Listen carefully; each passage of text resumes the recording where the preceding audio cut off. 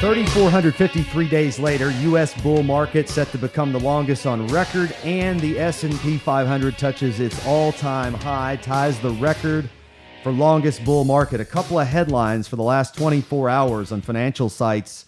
What are we seeing right now in terms of people's money, retirement money, and stocks, Heath? Well, it's going up. That's good news.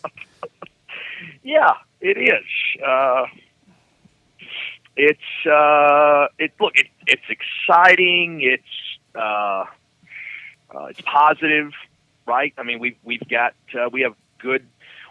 currently have good economic conditions, and it's a good day for sailing, if you will. I mean, one of our mantras here is that within the financial markets, some days are for sailing, some days are for rowing.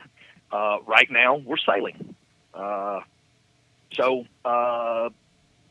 we obviously want to enjoy it while this is the period that we're in. Is it a good time to buy into a fund for retirement? Buy a stock? I mean, how do you manage that right now? If we're sailing and it's all kind of riding high in April, shot down in May, I don't want to make it that simple, but don't you have to worry about that a little bit?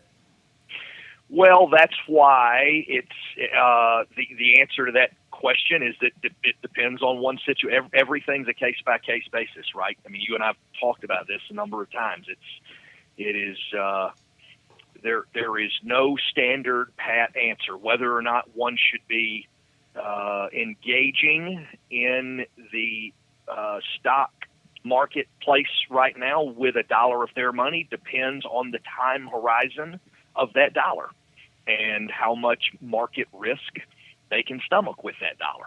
Yeah, I guess the way to make an analogy to housing is I think we've heard a number of pundits, including me, recently say that it's as bad a time to buy a home right now as it's been in the last 20 years. Wages are going up, but house prices have gone up much more substantially. We've not only recovered, we've exceeded affordability in some sections of every market in the Southeast, including Atlanta. And so it's a bad time to buy a house if there's any chance you're going to sell it in the next 5 years. But if you're going to sell it 10 or more years from now, you might find a better time to buy a house, but it really doesn't matter. So I think that's what you just said, Heath, is that basically if you're on a long-term perspective and you're not going to be retiring in the next decade, probably need to be in the market, playing the market. But if you're going to need to retire in 4 years, you're going to take a much more conservative, cautious strategy. Speak to that. Yeah, we spend a lot of our time with our clients talking about these dynamics, time horizon, objectives, what one is personally trying to accomplish. I mean, you make the reference with housing and it being a bad time to buy if you're looking to get out soon, good time to buy if you're going to be there. I mean, the same applies really to any capital investment that you're making, because none of us have any control over the sequence of the rates of return that we're going to get. And what I mean by that is that you can take any two portfolios and put them side by side and they can have the exact same average rate of return, but if you change the sequence of those rates of return, the outcomes can vary drastically. We have a lot of data that we share with people on this as they're going through our process, and it's designed to help our clients understand that you have to develop your philosophy based on your objectives, your time frame, and your appetite for market risk, and then adhere to that regardless of what's going on around you in terms of the rhetoric and the rhetorical noise and all of the stuff that we see on MSNBC and CNBC and CNN Money and so on and so forth. All right, Heath Beam is with us. Heath Beam of Singular Private Wealth. They've got a tab on our website at therealestateexperts.com. Also, full details on his website, singularprivatewealth.com, SINGULAR, if you want to. We'll give that to you toward the end of the interview as well, if you want to check him out, because you basically deal with clients, Heath, that I don't want to put words in your mouth, but I think it's safe to say that a lot of your clients have made a lot of money. They own a really nice house. They have some decent assets. They've been pretty disciplined about saving, but they haven't always been that great at doing the best strategy, overarching financial strategy. And that's really the biggest burgeoning part of your business right now is financial planning management, to take their entire financial picture, align them with experts in areas of their finances where maybe that's not what you guys do. And then you guys help them create a good network, but you then help them deploy their resources financially to get the greatest return and provide a sustainable lifestyle in retirement. I mean, have I summed it up accurately? Is there anything that's very well said. One of our favorite phrases is authentic wealth management, and we believe that in many cases, what people of affluence are not getting is an authentic form of wealth management. Right? They may be working with a firm that's a really good asset manager, or they may have a great insurance agent, or they may have worked with someone that was a great estate. But in terms of taking all of the components, there are 7 major components to a wealth management framework, in our opinion. These are up on the website. That a wealth manager, if they're operating authentically, has to operate and engage with their clients in all 7 of these areas in order to get them across the finish line in the most cost-effective, tax-efficient manner possible under the law. And so we are expert in a number of these disciplines, and the areas where we are not, as you were referencing, such as tax and law, we've developed a network with some really, really top-tier professionals in the tax and legal worlds that help our clients with things like strategic income tax planning, estate strategies, trust services, et cetera, et cetera. Yeah, and all that's necessary. And let's define this. This isn't about being exclusive necessarily. It's just about knowing what you're really good at. You're good, and there's a payoff for some of our audience members here is the reason I'm going down this path. You're good at helping people who've made really good money for a long period of time, have the discipline or the capability to have the discipline of saving at a high rate, who want to create a financial freedom in their retirement at some definitive point. It could be 50 or 80, whatever they define with you individually. And you and I were talking about this sort of in a sense before we got on the interview here, is that there's a lot of different people in the world, and the people who are higher earners, who save more, who are more disciplined, a lot of times they make the mistake of going to their local bank or to their local financial advisor down the street. And most of those groups, let's be honest, are designed for average Americans. And let's define what an average American is. An average American lives in an area where a house is $200,000 or $300,000. An average American makes 60 or 70 grand a year household income, and an average American has very little disposable income, but they pay their bills and they save usually in a 401k. That's not really your client. Not that there's anything wrong with that, but the real issue here is that a lot of people that have high income and high wealth saved use the same financial planner and advisor that those average Americans, nothing wrong with them, I'm not disparaging them here, they use the same financial planning, and you can't be great to both, which is why I'm putting my neck out here making this distinction. I'll just have you, Heath Beam with us, Singular Private Wealth, singularprivatewealth.com. I'll just have you respond to that. Yeah, well, I mean, that's flattering that you say that about us. You're right. We see that. I'm standing here shaking my head because we see that all of the time. And the terminology that we've developed for this, when we have conversations with those folks, is that they're reading below their grade level. And we see it day in and day out in that, look, the primary provider of retirement plans in this country, other than the Social Security Administration, has an average account balance of, I think, $97,000. One of the primary purveyors of index mutual funds in this country has an average account balance of about $26,000.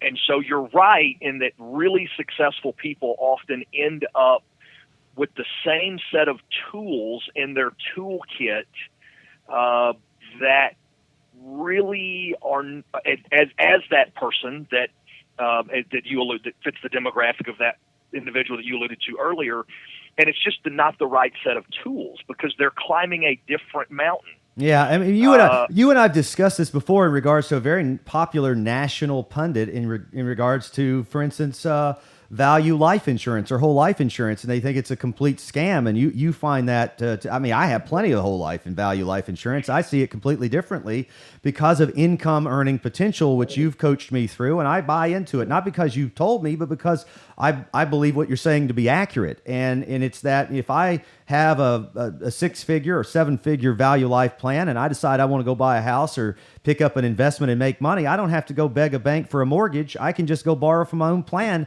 and I'll have my money tomorrow. I mean, that's for more high wealth, high earning individuals. And the advice given that those plans are scams or somehow are not good, well, they may not be for someone earning $60,000 a year with $97,000 in retirement who's saving $100 a month. Yeah, well, those are all great, valid points that you bring up, and there are certain things out there that once you understand how they work relative to the U.S. tax code, you can have a different understanding of them. And you're right. I mean, if someone's making $60,000 a year with a $97,000 retirement plumbing, they're not gonna. They don't have the ability to afford the kinds of things that we coach our clients through and help them understand. And but if you're not in that situation, if you're in the situation that you're in, or that most of the people that we're fortunate enough to work with are in, then you need some degree of creativity in your overall planning, because you have to be able to win the tax game in order to win the game at large. And you've got to understand that there's a rule change at the top of the mountain. When you start to distribute money from your asset, right? The rules change. I mean, it's one of the great mysteries of the financial world that nobody really wants to talk about, is that when you get to the top of the mountain, there's a 180-degree rule change, and your money behaves differently when you start taking it out than it did when you were putting it in. And so we actually define retirement planning into two different categories: retirement accumulation planning and retirement distribution planning, because they are two very different cycles of the process. Yeah, I wish we had more time. This has been really enlightening, and I think the big takeaway for the audience here is, you've got to basically read at your level, your income level, and you've got to be striving to get with advisors and financial experts in your life that are either at or above the level you are now in their own industry, and not down. I look at everything I do in life now and go, I'm only going to do business with decision makers and owners.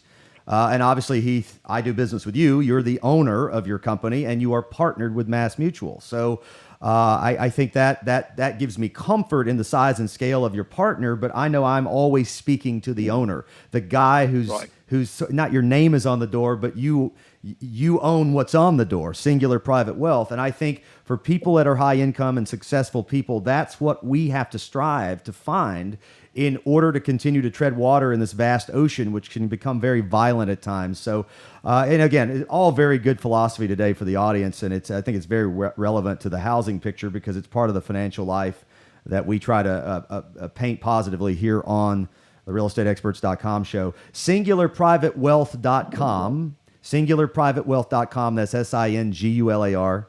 SingularPrivateWealth.com. Heath Beam, what's the phone number if they want to call and not go through the web? Yeah, we have a toll-free number, 1-877-SINGULAR, 1-877-SINGULAR. Heath, as always, thank you for enlightening us today. Thank you, Brian. That may be one of the most valuable things we've gotten into with a guest here. That's Heath Beam of SingularPrivateWealth.com, SINGULAR, SingularPrivateWealth.com, is that a lot of times we take boilerplate advice in every layer of everything that we interface with, and in our financial lives especially, and we don't always recognize that sometimes the person we're talking to may be great, the person we hire may be great, but they may not be the person that is best fit to handle our stage of life or the direction we're going or the level for which we've attained or whatever. And a lot of times it gets harder as you climb the ladder financially, And they always say it's lonely at the top. And that's true because there's fewer and fewer people you can discuss your issues with, because as you become more successful, as you grow up the economic ladder in the chain or have attained it, you find that the more you talk about the challenges you face at that level, the more you seem like you're bragging, and there's jealousy, and there's people who kind of want to tap in and ride your coattails and help you, but then at another level, they're jealous that you're at such a level that they're not, and they almost sabotage you. And I don't know if that's a conscious thing that happens, but I know subconsciously it happens all the time, all across America, every day. It happens in real estate, especially when you look at real estate agents in general. I've seen surveys that say roughly half of all licensed real estate agents in America don't even own their own home. I know for a fact that, I don't know about that stat that I just gave you, but I know for a fact the stats in Metro Atlanta is the average real estate agent has only sold 2.5 homes in the last 12 months. That's 2.5 homes. That means that the average commission rate received by a real estate agent is $7,500. They've made roughly, less than $20,000. They're just right at the poverty level. Maybe they've got another job. Maybe they bartend at night. Maybe they've got a spouse that's making a lot of money and this is just a hobby. But nonetheless, if you have a home that you wish to sell and get the most money for it, I mean, this analogy sounds cliche that I'm about to give you, but it's so fitting. If you have a home you're going to sell, why would you pay 5 or 6% to someone who has virtually no experience versus hiring someone, I don't know, I mean, me or anybody like me or my wife or our team or some other team that's similar? Why would you not hire them who has just eons of experience? That's what amazes me about the decisions that Americans make in terms of their finances.